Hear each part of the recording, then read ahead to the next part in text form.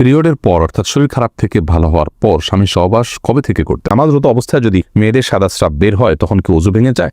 অনবরত বের হলে করণীয় কি? গুপ্ত অঙ্গের লোম 40 দিন না কাটলে তার ইবাদত কবুল হবে কি? অভিভাবকদের মতামত ছাড়া চরিত্র রক্ষা করার জন্য বিয়ে জায়েজ আছে কিনা, রোগের জন্য তাবিজ ব্যবহার করা জায়েজ হবে কিনা, টয়লেটে ইস্তেগফার বা জিকির কোনটা পড়া যায় মনে মনে, ঋতুস্রাব বন্ধ হয়েছে ভেবে সহবাস করলে পরে দেখা গেল ঋতুস্রাব বন্ধ হয়নি, এতে করণীয় কি? মেয়েদের পিরিয়ড অবস্থায় বিয়ে করা জায়েজ কি না? আমি নতুন দাড়ি রেখেছি, মুখের নিচের অংশে থুতনির নিচে কি খুর দিয়ে পরিষ্কার করা যাবে? স্রাবের জন্য ঢিলা কুলুক বা টিস্যু নিয়ে 40 কদম হাঁটার বিধান কি সহিহ? আমার বোনের সংসারে অশান্তি ছিল, তাই ছাড়াছাড়ি হয়ে গেছে, কিন্তু কাগজে কলমে লেনদেন হয়েছে, কিন্তু ছেলে মুখে তালাক বলেনি। এই তালাক বা ছাড়াছাড়ি সঠিক হয়েছে কিনা? হিন্দু অর্থাৎ হিন্দুর সাথে প্রেমের সম্পর্ক জড়ালে ইসলাম শরীয়তে শাস্তির বিধান কি আছে? না, মাসুমা শারমিন জানতে চেয়েছেন টয়লেটে ইস্তেগফার বা জিকির কোনটা পড়া যায় মনে মনে? টয়লেটে মনে মনে আপনি যে কোনো কিছু করতে পারেন, অসুবিধা নেই। মনের নিয়ন্ত্রণ তো আল্লাহ রাব্বুল আলামিন করেন নাই। মুখে কোনো জিকির, সেটা ইস্তেগফার হোক অন্য কোনো জিকির হোক, এগুলো মুখে উচ্চারণ করবেন না, মনে মনে হতে পারে, কোনো অসুবিধা নেই। শাহী আপনি আইডি থেকে জানতে চেয়েছেন প্রস্রাবের জন্য ঢিলা কুলুক বা টিস্যু নিয়ে 40 কদম হাঁটার বিধান কি সহিহ? না, 40 কদম পেশাবের পরে ঢিলা কুলুক ধরে আপনার হাঁটতে হবে, এরকম কোনো কথা কোরআন হাদিসে কোথাও বলা হয়নি। এবং এই বিষয়টি মানুষের সামনে যখন হাঁটাহাঁটি করা হয়, যেটা দৃষ্টিকটু। অতএব কারোর যদি পেশাবের ধারা বন্ধ হতে একটু সময় লাগে, তাহলে তিনি টয়লেটে ওয়াশরুমে অপেক্ষা করবেন এবং সেখানে তার যদি উঠবস করা লাগে করবেন, কিন্তু মানুষের সামনে নিজের আপনার লজ্জাস্থানে হাত দিয়ে হাঁটাহাঁটি করা দৃষ্টিকটু, এতে কোনো সন্দেহ নেই এবং এরকম কথা করা দেশে কোথাও বলা হয়নি। প্রিন্স রাফিন আপনি জানতে চেয়েছেন পড়ে যাওয়া চুল বিক্রি করলে গুনাহ হবে কি না? যে চুলগুলো পড়ে গেছে সেগুলো বিক্রি করলে গুনাহ হবে, কারণ হলো মানুষের শরীরের কোনো অংশ বিক্রি করা জায়েজ নাই। আল্লাহ রাব্বুল আলামিন আমাদেরকে আমাদের শরীরের কোনো অংশকে বিক্রি করার অধিকার দেননি, কারণ এগুলো সবগুলোর মালিকানা আল্লাহ তাআলা, আমাদেরকে শুধু ইউজ করতে দেওয়া হয়েছে, আমরা এগুলো বিক্রি করতে পারি না। রুবেল মাহমুদ আপনি জানতে চেয়েছেন আমি নতুন দাড়ি রেখেছি, মুখের নিচের অংশে থুতনির নিচে কি খুর দিয়ে পরিষ্কার করা যাবে? ভাই রুবেল, আপনি নতুন দাড়ি রেখেছেন, সেজন্য প্রথমে আপনাকে মোবারকবাদ জানাচ্ছি। আল্লাহ রাব্বুল আলামিন আপনাকে পূর্ণ একটি আমল, এটার উপরে অটল অবিচল থাকার তৌফিক দান করুন। বিশেষ করে আজকাল আমাদের যুবক ভাইদের জন্য এই আমলটা করানো বেশি কঠিন হয়ে যায়। মুখের নিচের যে অংশ, থুতনির নিচের অংশ, এটা খুর দিয়ে আপনি পরিষ্কার করা যাবে কিনা বলেছেন। এটা পরিষ্কার করার প্রয়োজন নেই, কিন্তু যদি গলায় থাকে এগুলো আপনি পরিষ্কার করতে পারেন, এগুলো দাড়ি নয়। কিন্তু এই থুতনির কিছুটা নিচে হলে এগুলো দাড়ি। অতএব থুতনির দিকে যদি গলার দিকে চলে আসে, কিছু দূর অনেকের আসে এবং এটা বিরক্তির কারণে, তাহলে এইটুকু আপনি চাচতে পারেন। কিন্তু থুতনিতে যেগুলো থাকে অর্থাৎ এই যে চোয়াল হাড্ডি, হাড্ডির উপরে এবং হাড্ডির উপরে নিচে ধারে কাছে যেগুলো আছে, এগুলো সবগুলো দাড়ি হিসেবে বিবেচ্য, এখন এগুলো কাটবেন না। তাহনিয়া আপনি জানতে চেয়েছেন ঋতুস্রাব বন্ধ হয়েছে ভেবে সহবাস করলে পরে দেখা গেল ঋতুস্রাব বন্ধ হয়নি, এতে করণীয় কি? দেখুন, হামিদ আল তাহনি ঋতুস্রাব বন্ধ হয়েছে ভেবে সহবাস করেছেন, পরে যদি দেখেছেন না আসলে বন্ধ হয়নি, তাহলে সেক্ষেত্রে ইস্তেগফার করুন, যে ভুল হয়ে গেছে, ইনশাআল্লাহ এর কারণে গুনাহ হবে না। কিন্তু জেনে শুনে ঋতুস্রাবের মধ্যে সহবাস হলে সেক্ষেত্রে হাদিসে রাসূল আকরাম সাল্লাল্লাহু আলাইহি ওয়াসাল্লাম শিক্ষা দিয়েছেন কিছু সদকা করে দেন কাফারা হিসাবে। কিছু গরিবদেরকে যার সাধ্য অনুযায়ী, যার সাধ্য আছে অল্প তিনি অল্প 100-200 দিলেন, আর যার সাধ্য অনেক বেশি তিনি বেশি দান করে দিবেন। এটার জন্য পরবর্তীর জন্য সাবধান হতে হবে, যাতে নিজের ভুলের কারণে কোনো গুনাহে আমরা লিপ্ত না হয়ে যাই বা আমাদের দ্বারা ভুল কিছু না হয়।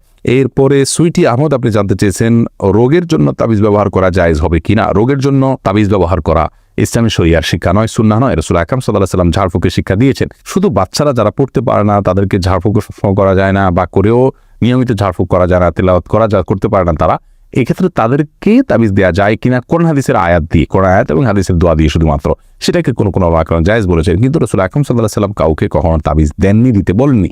তিনি যেটা বলেছেন ঝাড়ফুঁক করা, নিজের জন্য অন্যের জন্য। অতএব তেল পড়া, পানি পড়া বা বিভিন্ন আয়াত তেলাওয়াত করে ফুঁক দেওয়া, এটাই হলো মূল ট্রিটমেন্ট, সেটাতে আমাদের যাওয়া উচিত, সুন্নাহ সেটাই। সঞ্জিদা তামান্না জানতে চেয়েছেন অভিভাবকদের মতামত ছাড়া চরিত্র রক্ষা করার জন্য বিয়ে জায়েজ আছে কিনা? অনেক গুরুত্বপূর্ণ প্রশ্ন এবং এই প্রশ্নটা অনেকেই করে থাকেন। দেখুন, মেয়েদের বিয়া অভিভাবকের অনুমতি ছাড়া এটা জায়েজ আছে কিনা, এ বিষয় নিয়ে বিস্তর মত পার্থক্য আছে। ইমাম আবু হানিফা রাহমাতুল্লাহর মতে প্রাপ্তবয়স্কা মেয়ে হলে তিনি নিজের বিয়ে নিজে করতে পারেন, অভিভাবকের অনুমতি ছাড়া। যদি অন্যান্য ইমামদের মতে এবং বেশিরভাগ ইমামদের মতে এটি জায়েজ নাই। তো এই ক্ষেত্রে একজন মেয়ে মানুষ তার পরিবারকে বোঝানোর চেষ্টা করবেন। পরিবার যদি এতই নাছোড়বান্দা হন, সবচেয়ে বড় কথা হলো যে আপনি নিজেকে অহেতুক যৌন বিষয়গুলোকে মানুষের মধ্যে সেগুলোর প্রতি আগ্রহী করে তুলে, এরকম কাজ থেকে নিজেকে দূরে রাখা উচিত। আজকাল দেখা যায় যে ছেলে মেয়েরা একে অন্যকে একান্তে কথা বলে, চ্যাট করে, এরপরে নিজেদের আর ঠিক রাখতে পারেন না, তখন বলে আমাদের এখন বিয়ে করবো কিনা। আপনি ওই পথে যেই তো আপনি নিজের ধ্বংস ডেকে এনেছেন, যার কারণে আপনি যদি ইসলামের শরিয়া অনুযায়ী চলে থাকেন, তাহলে সেক্ষেত্রে এই প্রশ্ন আপনার আসবেই না যে এটা ছাড়া চরিত্র রক্ষা করা যাচ্ছে না। কেন চরিত্র রক্ষা করা যাবে না? আপনি পুরুষ থেকে নিরাপদ দূরত্বে থাকবেন, তার সাথে কোন পুরুষদের সাথে কোনো প্রয়োজন ছাড়া আপনি যোগাযোগ রাখবেন না, এবং পর্দার যে বিধিবিধানগুলো আছে আপনার সব মানে কণ্ঠের হেফাজত, আপনার সৌন্দর্যের হেফাজত, তাদের সাথে পুরুষদের সাথে মেলামেশার বিষয়ে যে শর্তগুলো আছে সে সবগুলো যদি মেনে চলেন তাহলে তো আপনার প্রশ্ন আসারই কথা নয়। এটা হলো প্রথম কথা। দ্বিতীয় কথা হলো যে যদি কোনো কারণে আপনি ইসলামের বিধিবিধানগুলো লঙ্ঘন করার কারণে এখন আপনি আসলে বিপদে পড়ে গেছেন, তাহলে সেক্ষেত্রে আপনি এখন নিজেকে দূরে সরে আনার চেষ্টা করবেন। এটা দ্বিতীয় বিষয়। তৃতীয়ত হলো অভিভাবক সম্মতির বাইরে, তাদের মতামতের বাইরে নিজেরা মতামত নিয়ে আর নিজেদের মতামতের ভিত্তি করে খুব বেশি সংখ্যক মানুষ শান্তিতে থাকতে পারেন না। এটা হলো বাস্তবতা। এবং বিয়ে ভেঙে যায় এর হারই বেশি, যার কারণে এই জায়গা থেকে আমরা সরার চেষ্টা করবো। হ্যাঁ, যদি কোনো অভিভাবক বয়স হয়ে গেছে, তারপরও দিচ্ছেন না এবং দিনদার ছেলেকে তারা পছন্দ করেন না, তাহলে সেক্ষেত্রে তার ইসলামের শরীয়ত দৃষ্টিকোণ তার অভিভাবকত্বের অধিকারী নেই। তখন আপনার পক্ষ থেকে এলাকার ইমাম অভিভাবককে আপনার গণত্র বিয়ে দিতে পারে। কিন্তু বিষয়গুলোকে মাথায় রাখতে হবে, শুরুর ধাপে আপনি এটি অবলম্বন করতে পারবেন না। আব্দুর রাজ্জাক বিন সিরাজ জানতে চেয়েছেন, গুপ্ত অঙ্গের লোম 40 দিন না কাটলে তার ইবাদত কবুল হবে কি? গুপ্ত অঙ্গের লোম বা অবাঞ্ছিত যে সমস্ত পশম আছে, এই পশমগুলো 40 দিনের বেশি না কেটে থাকা গুনাহের কথা কোন হাদিসে এ বিষয়ে কড়াকড়ি রয়েছে। আর কে হীরা আপনি জানতে চেয়েছেন, একজন মুসলিম অমুসলিমের হিন্দু অর্থাৎ হিন্দুর সাথে প্রেমের সম্পর্ক জড়ালে ইসলাম শরীয়তে শাস্ত্রের বিধান কি আছে? দেখুন, একজন মুসলিমের সাথেই প্রেমের সম্পর্কে জড়াতে পারে না। প্রেম বলতে আমরা বুঝি আজকাল বিবাহ বহির্ভূত নারী পুরুষের সম্পর্ক।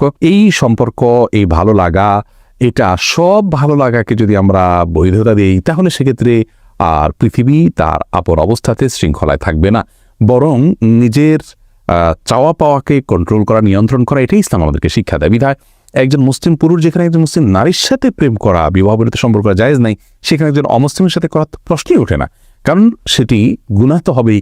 সেই সাথে আপনার এটা যদি তাদেরকে বিবাহ পর্যন্ত নিয়ে যায় তাহলে এটা হারাম হবে, কারণ তার সাথে বিবাহ করা জায়েজ নাই যতক্ষণ তিনি ঈমান না আনেন। বিধায় যদি তিনি ঈমান আনেন তাহলে ঈমান আনার পরে তাকে সরাসরি বিয়ে করবেন, কিন্তু বিবাহ বহির্ভূত প্রেম এটি জায়েজ নয়। এটি প্রতারণা এবং ভোগ ছাড়ার কিছু নেই। এখানে কোনো সামাজিক কমিটমেন্ট থাকে না, এটা অনাচারের অন্তর্ভুক্ত। রুম্পা আপনি জানতে চেয়েছেন, নামাজরত অবস্থায় যদি মেয়েদের সাদা স্রাব বের হয় তখন কি ওযু ভেঙে যায়?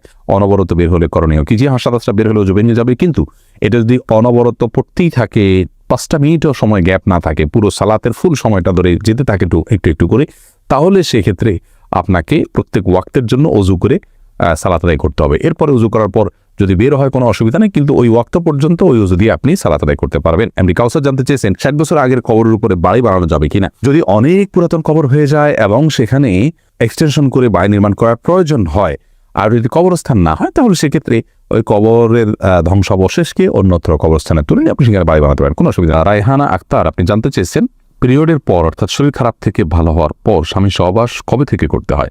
অর্থাৎ ফরজ গোসলের পর নামাজ শুরু করার পরে কি এটা করতে হবে? না, নামাজ শুরু করার পর করতে হবে এমন কোনো কথা নেই। গোসল হয়ে গেছে, ফরজ গোসল হয়ে গেছে, তাহলে আপনি পবিত্র হয়ে গেছেন, এখন স্বামী সহবাস আপনি করতে পারবেন। আকবর হোসেন জানতে চেয়েছেন, আমার বোনের সংসারে অশান্তি ছিল, তাই ছাড়াছাড়ি হয়ে গেছে, কিন্তু কাগজে কলমে লেনদেন হয়েছে, কিন্তু ছেলে মুখে তালাক বলেনি। এই তালাক বা ছাড়াছাড়ি সঠিক হয়েছে কিনা?